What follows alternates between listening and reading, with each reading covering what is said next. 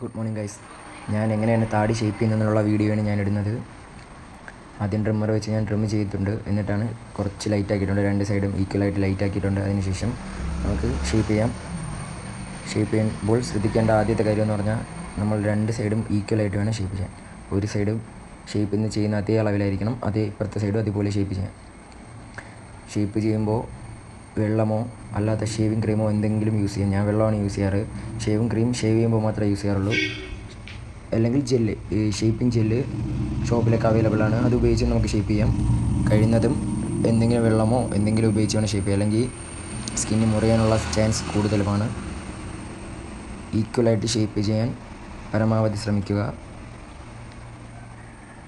അതുപോലെ തന്നെ skin blade use ചെയ്യുമ്പോൾ പുതിയ ബ്ലേഡ്, നമ്മൾ ഓരോ യൂസിന് ശേഷവും പുതിയ ബ്ലേഡ് യൂസ് ചെയ്യാൻ മാക്സിമം ശ്രമിക്കുക.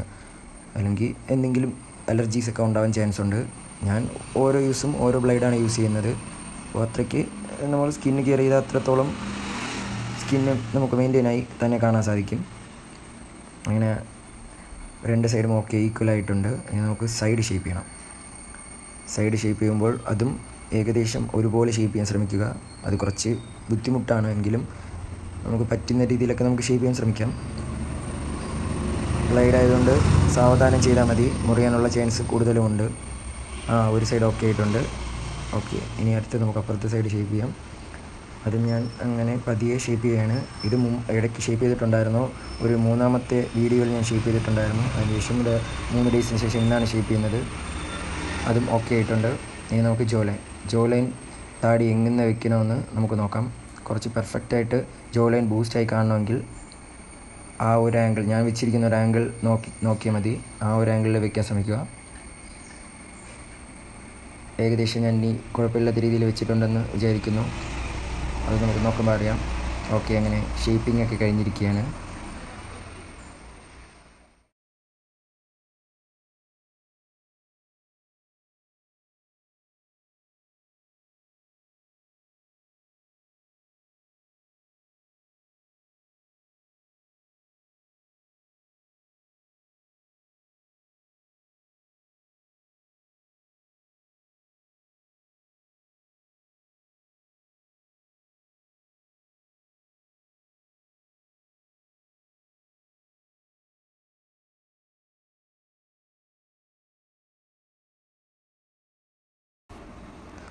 Okay guys, by.